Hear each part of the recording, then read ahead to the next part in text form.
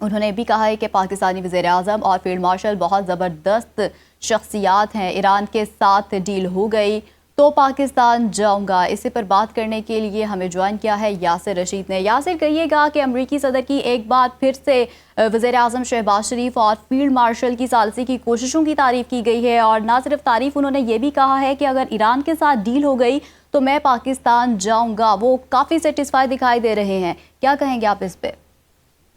یہ بیان صرف وقتی طور پہ ایران کے ساتھ مذاکرات ہونے کے تناظر میں نہیں آیا۔ اس کا پس منظر ذرا دیکھیے کہ پہلے راؤنڈ کے بعد ایران کی طرف سے ویسی جوابی وار نہیں آئے جس طریقے سے امریکہ کے بیانات دکھائی دے رہے تھے۔ جے ڈی وینس یہاں پہ تو کہہ کے چلے گئے کہ ایک پرکشش پیشکش ہم چھوڑ کے جا رہے ہیں، اب فیصلہ جو ہے وہ ایران کے ہاتھ میں ہے۔ تو ایران نے جواباً یہ بات کی کہ گیند امریکہ کے کورٹ میں ہمارے پاس نہیں ہے، فیصلہ امریکہ نے کرنا ہے۔ اس کے بعد ایک تعطل دکھائی دے رہا تھا، اور پھر آپ یہ دیکھیے کہ ایران کی جانب سے جتنا بڑا ڈیلیگیشن پاکستان کے اندر آیا تھا تو اس کے اندر دفاعی اعتبار سے شامل لوگ بھی تھے، سیاسی لوگ بھی تھے، معاشی لوگ بھی تھے، اور مذہبی ڈیلیگیشن بھی تھا۔ ایران کا اس وقت اگر آپ موجودہ منظرنامہ دیکھیں، اس کی حیت دیکھیں یا اس کا پورا سٹرکچر دیکھیں تو وہ اس وقت ایک سینٹرل کمانڈ کے اوپر نہیں ہے، کیونکہ جہاں پہ وزیر خارجہ عباس عراقچی ایک نظریہ رکھتے ہیں، ایک لچک والا بھی رکھتے ہیں، اور ان کے بارے میں بین الاقوامی سطح کے اوپر تاثر یہ ہے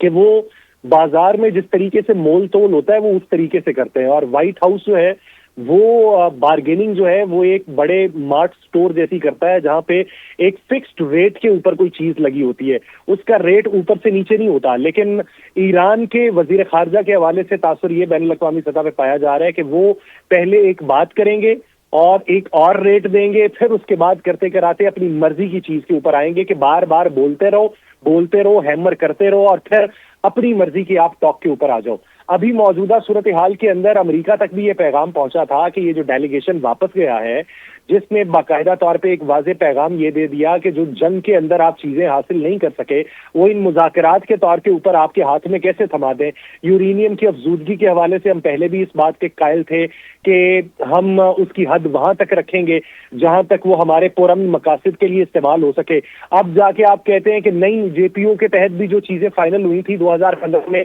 آپ اس سے بھی نیچے چلے جائیں اور 0% کے اوپر ہو جائیں، تو یہ تو قطعی طور پہ نہیں ہم مان سکتے۔ پھر جب بات یہ ہوئی کہ آپ اپنے جو نیوکلیئر فیسلٹیز ہیں ان کا خاتمہ کرتے ہیں تاکہ آپ کے سینٹریفیوجز بھی موجود نہ ہو اور نئی جو ہے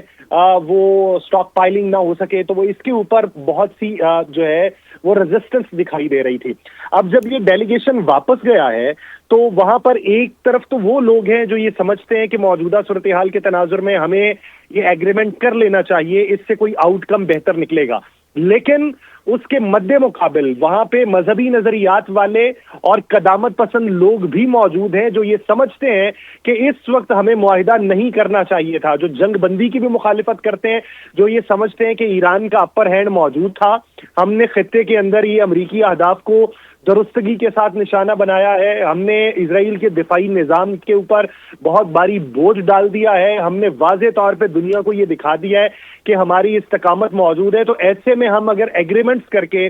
امریکہ کے کچھ اہداف جو ہے وہ ان کو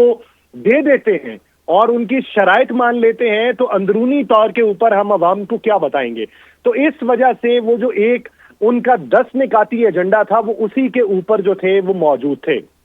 پھر بات یہ تھی کہ اس میں گارنٹی کون دے گا اگر کوئی بیچ کا راستہ نکالا جائے، تو پھر ایسے وقت میں دنیا کی کوئی طاقت کا حکمران جو ہے یا کوئی سفارتکار جو ہے وہ ایران نہیں جا سکا۔ یہ جنرل عاصم منیر ہیں جو تہران کی سرزمین پہ اس وقت اترے ہیں کہ جب جنگ بندی تو ہے لیکن اسرائیل کی طرف سے شرپسندی ہو سکتی ہے۔ اسرائیل وہ جس کی آنکھ میں ہم کھٹکتے ہیں، اور ایران کے بعد اگلا جو پوائنٹ ہو سکتا تھا، جو اگلا ہدف ہو سکتا تھا وہ ہم ہو سکتے تھے۔ ایک تو ہم نے ایران میں جا کے ان کو یہ پیغام دیا کہ دیکھیے اس جنگ زدہ ماحول کے اندر ہم آپ کے ہاں پہنچے ہیں، ہم وہ ہیں جو آپ کے ساتھ کھڑے ہیں، ہم وہ ہیں جو آپ کو گارنٹی دیں گے، ہم وہ ہیں جو آپ کی زبانی کی گئی بات کو دوسری جگہ پہنچائیں گے۔ تو دنیا میں اس وقت کوئی اور ایسی طاقت موجود نہیں ہے کہ جو جنگ کے ماحول کے اندر کوئی اپنا ایک سفیر بھی ایران میں بھیجتی، کوئی ایک ادنا سا ڈیلیگیشن بھیجتی۔ ہم نے تو اپنے فیلڈ مارشل کو بھیج دیا۔ تو اس تناظر کے اندر یہ جو جے جے کار ہو رہی ہے، یہ جو مدح سرائی ہو رہی ہے، یہ جو ستائش ہو رہی ہے، یہ بلا وجہ نہیں ہو رہی. وہ اس وجہ سے ہو رہی ہے کہ آپ یہ دیکھیے کہ پہلی ملاقات ان کی کس کے ساتھ تھی؟ عباس عراقچی صاحب کے ساتھ، جو سیاسی اعتبار سے لچک کا مظاہرہ بھی کرنے والے ہیں. دوسری ملاقات کس کے ساتھ تھی؟ محمد باقر کالباف کے ساتھ، جو پارلیمان کے سربراہ ہیں، پارلیمان کے سپیکر ہیں، ایک سابق فوجی رہ چکے ہیں، پاسداران انقلاب کے اندر ان کے روٹس موجود ہیں. تو ان کو بھی یقین دہانیاں کروائی گئی. پھر اس کے بعد جو ملاقات ہے وہ امام خمینی صاحب کے پوتے کے ساتھ ملاقات طے تھی. پھر اس کے ساتھ سپریم لیڈر کے ساتھ ملاقات طے تھی. پھر اس کے ساتھ ان کی اور ڈیلیگیشن کے جو افراد موجود ہیں، جو معاشی اعتبار سے کیلکولیشن اپنی کر کے بیٹھے ہوئے ہیں، ان کے ساتھ. یعنی تمام مکاتب فکر جو ایران کے موجود ہیں ان کو باقاعدہ طور پہ ضمانت دی جا رہی ہے، ان کو درمیانی راستے کے لیے آمادہ کیا جا رہا ہے، اور ان کو یہ پیغام دیا جا رہا ہے کہ دیکھیے ہم نیک نیتی کے ساتھ آپ کے ساتھ موجود ہیں. اسی وجہ سے تو یہ معاہدہ جو ہے یہ پایہ تکمیل تک پہنچے گا. پاکستان نہ ہوتا، کوئی بھی اور طاقت، کوئی بھی اور سفیر، کوئی بھی اور حکمران، کوئی بھی اور نمائندہ جو ہے وہ اس وقت میں ایران کو راضی نہیں کر سکتا تھا. جب آپ دیکھیے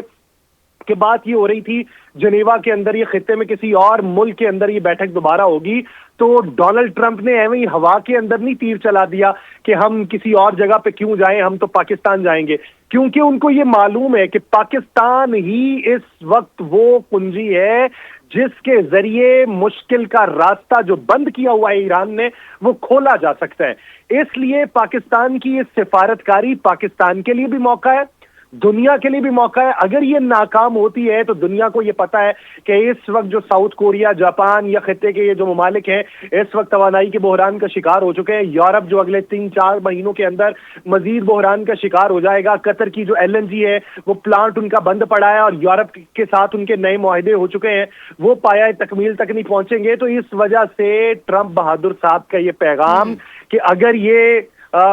معاہدہ جو ہے وہ کمپلیٹ ہو جاتا ہے تو میں پاکستان جاؤں گا، تو انہیں بھی پتا ہے کہ صدی کا سب سے بہترین قدم یہی ہوگا کہ ان کی طرف سے جو قدم اٹھایا گیا تھا، جس پہ ان پہ جگ ہسائی ہوئی، اندرونی طور پہ ان پہ سوالات اٹھنے لگے، ان کو معاشی طور پہ نقصان ہونے لگا. لاک ہیڈ مارٹن، ریتھیون، ان کی دفاعی کمپنیز ہیں، ان کے معاہدے اس وقت سبوتاژ ہونے کی ڈگر پہ پہنچے ہوئے ہیں کہ جہاں پہ F-35، F-15، F-18، بلیک ہاک اور ان کے جو A-10 طیارے ہیں وہ زمین بوس ہو چکے ہیں. تو آئندہ کے وہ سارے کے سارے جو آرڈرز ہیں وہ پایہ تکمیل تک نہیں پہنچ سکتے. تو یہ بیان صرف ہوا کے اندر نہیں دیا گیا، یا خوشگمانی میں نہیں دیا گیا، یا موڈ سوئنگز کے طور پہ نہیں دیا گیا. یہ صادق اترتا ہے، کیونکہ اگر پاکستان اس کے اندر کامیاب ہو جاتا ہے تو ہم نے ایک لمحے کو دنیا کو بھی بچایا ہے، اور ہم نے کسی نہ کسی طریقے سے ڈونلڈ ٹرمپ کو بھی فیس سیونگ دی ہے کہ ڈونلڈ ٹرمپ صاحب آپ نے جو اقدام اٹھایا تھا عجلت میں، وہ ہماری بردباری اور ہماری تحمل مزاجی اور ہماری سوچ بچار اور ہماری حکمت کے تحت ہم نے اس کے اوپر اوور کم کیا ہے، دنیا کو بھی بچایا اور آپ کو بھی بچایا ہے. تو اس لیے اس میں مجھے بہت زیادہ حیرانی کی بات دکھائی نہیں دیتی کہ ڈونلڈ ٹرمپ اگر یہ کہیں کہ وہ آنے والے دنوں کے اندر اسلام آباد آئیں گے. بالکل اس میں کوئی حیرانی والی بات نہیں دکھائی دے رہی ہے. یاسر بھی بتائے گا کہ ایران کے ساتھ انہوں نے کہا ہے کہ ہم ڈیل کے بہت قریب پہنچ چکے ہیں، اور ایک طرف وہ کہہ رہے ہیں کہ ایران پہلے جن باتوں پر تیار نہیں تھا اب وہ ان باتوں پر تیار ہو چکا ہے، اور انہوں نے یہ بھی کہا ہے کہ ایران ایٹمی ہتھیار حاصل نہ کرنے پر بھی رضامند ہو گیا. اس بات میں کتنی سچائی ہے؟ اور دوسری جانب دیکھا جائے تو وہ یہ بھی کہہ رہے ہیں کہ اگر ایران کے ساتھ ڈیل نہ ہوئی تو دوبارہ جنگ شروع ہو جائے گی. تو یہ ڈیل کس طرح سے ہوگی، اس پہلو کو آپ کس طرح سے دیکھتے ہیں؟ اچھا، اگر کلی طور کے اوپر دیکھا جائے وہ یہ کہیں کہ ایران ایٹمی ہتھیار بنانے سے باز آ گیا ہے تو اس میں کوئی اچنبے کی بات نہیں ہے. ایران کا جب 2015 کا معاہدہ ہوا تھا اور 2018 میں آ کے ڈونلڈ ٹرمپ نے اس سے دستبرداری اختیار کر لی تھی، تو جو جنیوا کے اندر اور عمان کے اندر بعد میں سیٹنگز ہوئی تھی، ان کے اندر جو ایرانی ڈیلیگیشن گیا تھا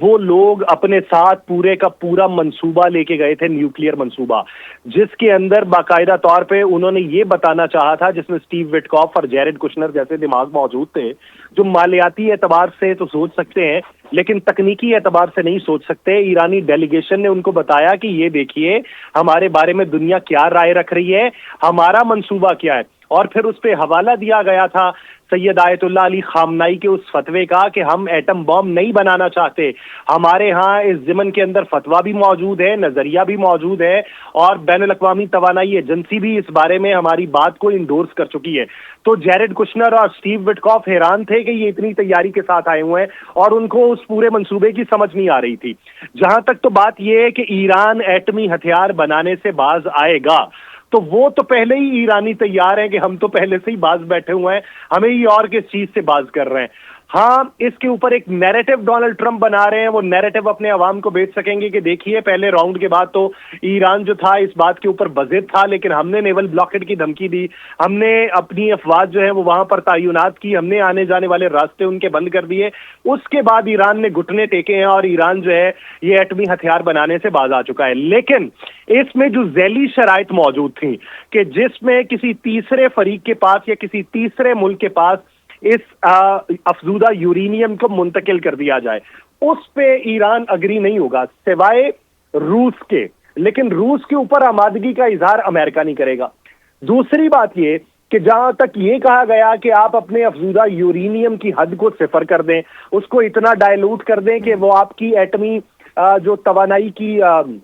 بجلی ہے وہ بھی نہ بنا پائے, تو اس پہ بھی ایران راضی نہیں ہوگا. تیسری جو اس میں ذیلی شرط موجود تھی وہ یہ موجود تھی کہ آپ کے جو ری ایکٹرز ہیں ان کا خاتمہ کر دیا جائے, تو ایران اس کے اوپر بھی راضی نہیں ہوگا. درمیانی راستہ یہ نکلے گا کہ امریکہ کو ایک بیانیہ مل جائے گا کہ ہم نے ایٹمی ہتھیاروں سے ان کو باز رکھ دیا ہے, اور اس میں گارنٹی جو ہے وہ پاکستان نے دی ہے اور خطے کے دیگر ممالک نے دی ہے. دوسری بات یہ کہ وہ جو ری ایکٹرز ہیں وہ امریکہ کی نگرانی میں چلے جائیں گے, عالمی بین الاقوامی جو توانائی ایجنسی ہے IAEA اس کی نگرانی میں چلے جائیں گے, اور ہم حتی الامکان ان کے اوپر نظر رکھیں گے کہ یہ اپنی افزودہ یورینیم کی حد کو 5% یا 3% یا 3.5% یا 8% سے زیادہ نہ لے کے جائیں. موجود رہے گا.